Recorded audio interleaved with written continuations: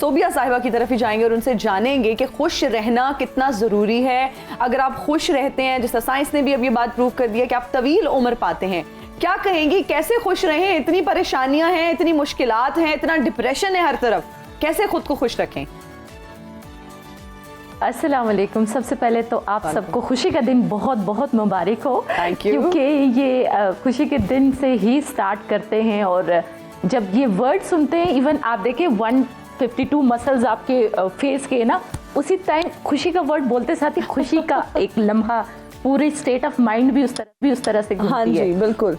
तो डेफिनेटली इसकी क्या अफादियत है या किस तरफ हम बेसिकली जा सकते हैं। और आज के दिन की मुनासबत से जो थीम भी डिज़ाइन किया गया है, जैसे आप लोग हिस्ट्री बता रहे थे, तो be kind, be grateful and be mindful. तो माइंड के साथ डायरेक्टली काइंडनेस और ग्रेटफुलनेस की कनेक्शन को बिल्ड किया गया है कि आप अपनी ज़िंदगी को अगर अच्छी तरह से गुजारना चाहते हैं और चाहते हैं कि ये जो गहमा गहमी का और एक नफसा नफसी का दौर है, उसके अंदर कौन से पोटेंशियल्स, हाइलाइट्स को लेके आप ज़िंदगी को गुजार सकते हैं, तो उसमें मैं सीधा 4 चीज़ें यहाँ से स्टार्ट करती हूँ। फिर डेफिनेटली आपके 2 और भी एक्सपर्ट्स हैं, उनके एड ऑन, क्योंकि आपने डॉक्टर ज़ैनब का बताया तो डॉक्टर ज़ैनब सेकंड ब्रेन को डील करती हैं, तो डेफिनेटली डायरेक्ट कनेक्शन होता है। बिल्कुल। तो बहुत से ज़्यादा खुशी के एलिमेंट्स में आप देखें जो आप कहते हैं न्यूरोपेप्टाइड्स आपके लगे होते हैं, जैसे मैंने 152 मसल्स की बात की, तो हार्वर्ड की यूनिवर्सिटी ने 75 ईयर, इट्स बीन 80 ईयर्स, उस रिसर्च में अभी भी कंटिन्यू है कि how we will be happy, हमें क्या चीज़ खुश रख सकती है। तो उन्होंने रिसर्च करने के दौरान ये फाइंड आउट किया और बेसिक जो कुलिया निकाला है वो निकाला है रिलेशनशिप का, कि आपकी खुशी का जो मरकज़ होता है वो आपके रिश्ते होते हैं, और रिश्तों से कनेक्शन जो बिल्ड होता है, आपका क्वालिटी जो बिल्ड होती है, आप जिस तरह से बिल्डिंग और उससे रिसीव कर रहे होते हैं। अच्छा, खुशी का जो डिफ़ाइन करते हैं वो बेसिकली, अगर आप सारे जो अभी हमारे साथ स्टूडियो में मौजूद है, अगर मैं एक सवाल पूछूं कि आपको खुश क्या करती है चीज़, तो सबका जवाब क्या होगा? आप बताइए। खाना मुझे तो खाना बहुत खुश करता है। I'm asking आपको खुश फूड वैसे मुझे भी, हाँ, मूड बूस्टर है मेरे लिए फूड। खाना खाते ही आपका बड़ा खुशगवार मूड हो जाता है। यस, फूड ठीक हो गया। मैं रिजवान साहब से पूछूंगी, सर आपको क्या खुश करता है? बड़ा फिलोसॉफिकल जवाब देंगे, मुझे पता है। एक्सेप्टिंग सो। और डॉक्टर ज़ैनब, लोगों का इलाज करना उनको खुशी देता है। पेरेंट्स का साथ होना। जबरदस्त। अरे वाह, पेरेंट्स का साथ होना। पेरेंट्स का साथ होना, एक्सीलेंट, जबरदस्त। अब every person having the definition of happiness, कि उनकी खुशी की जो डेफिनेशन है वो डिफरेंट है।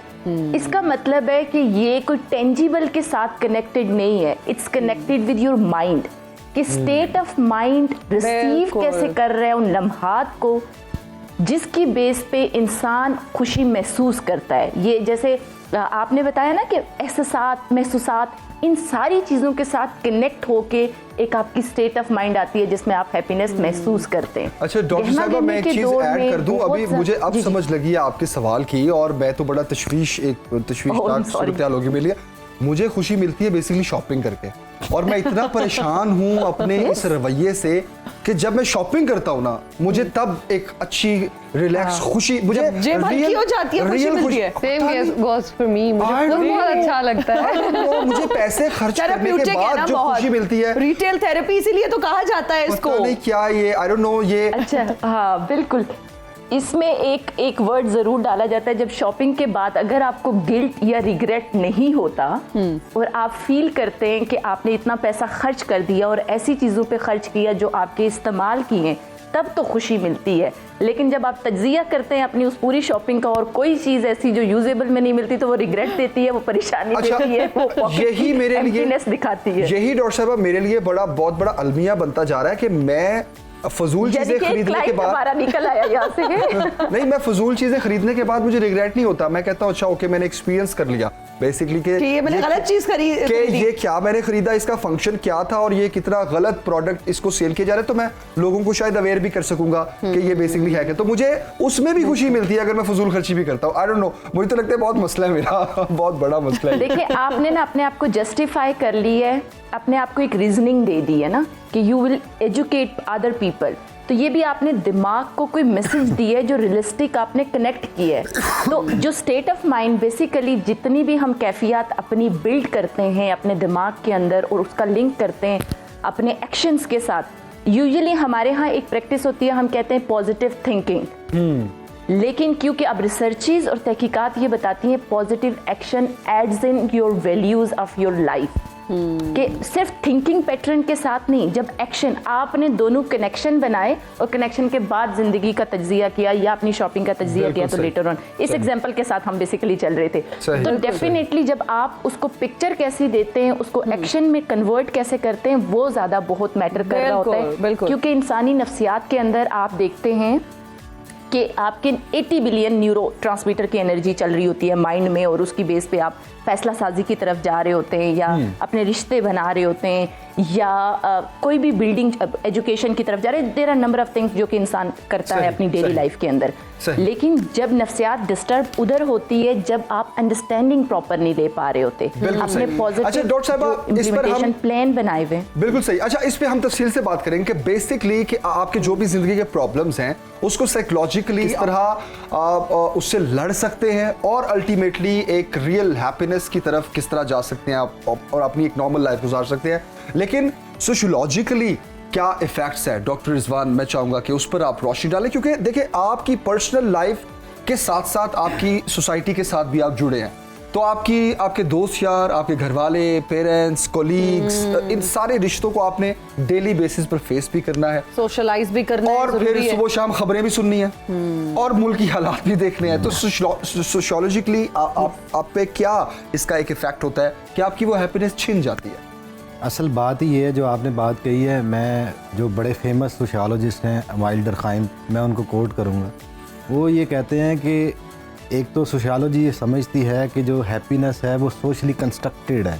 आपने कहा आपको शॉपिंग से मिलती है हैप्पीनेस, मैंने कहा मुझे सक्सेस से मिलती है, आपने कहा खाने से मिलती है। This is socially constructed. ये हमने अपनी सोशलाइजेशन से सीखा है कि शॉपिंग करेंगे तो खुश होंगे, वो फील हैप्पी, तो ये सोशली कंस्ट्रक्टेड है। अमाइल डरखाइम ये कहते हैं कि जैसे जैसे सोसाइटी जो है वो मॉडर्निटी की तरफ जाती हैं तो लोगों के दरमियान जो बॉन्डिंग्स हैं, उनके जो रिलेशनशिप्स की बॉन्डिंग्स हैं वो कमज़ोर होती हैं, और जब बॉन्डिंग्स और उनकी जो लिंकेजेस हैं वो कमज़ोर होते हैं तो हैप्पीनेस से वो लोग दूर होते जाते हैं। So it's about social relationship. जो डॉक्टर साहब ने अभी बात की कि मुझे पेरेंट्स के साथ होने से खुशी मिलती है, तो ये एक सोशल सपोर्ट का जो कॉन्सेप्ट है कि, लेकिन जो मॉडर्न वर्ड है उसके अंदर रीडेफिनेशन हुई है हैप्पीनेस की। रीडेफिनेशन है कि बड़ा घर बना लिया है तो आप हैप्पी होंगे, लेकिन जो सोशियोलॉजी है वो इसको इस तरह से देखती है, ख़ास तौर पे अमाइल डरखाइम, कि जब आप लोगों के साथ इस तरह के माइलस्टोन्स अटैच कर देते हैं कि बड़ा घर, बड़ी गाड़ी, तो वो हैप्पीनेस की तरफ नहीं जाते। वो एक ख़ास क्लास तो हैप्पीनेस की तरफ जाती है, लेकिन जो आम लोग हैं वो हैप्पीनेस से दूर जाते हैं। बिल्कुल। सो उनकी चूँकि बाउंडिंग जो है वो ख़त्म हो जाती है। तो मेरे ख्याल में जो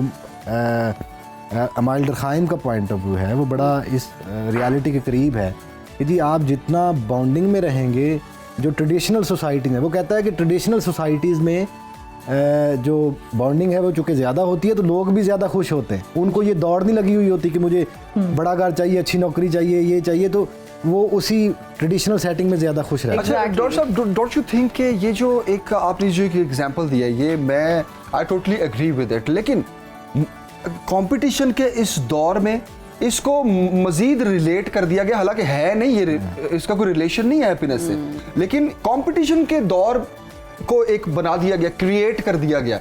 इस वजह से आपको ये चीज़ ज़्यादा बहुत अच्छी बात आपने की है। और इसके ऊपर एक दूसरे सोशियोलॉजिस्ट हैं, one of the most famous sociologist in the world, Karl Marx. और वो कार्ल मार्क्स ये कहते हैं कि कैपिटलिस्ट वर्ल्ड के अंदर या सरमायादाराना जो दुनिया है, सरमायादाराना जो निज़ाम है, उसके अंदर इंसान खुश हो ही नहीं सकता until and unless redistribution of wealth और रीडिस्ट्रीब्यूशन ऑफ पावर ना हो।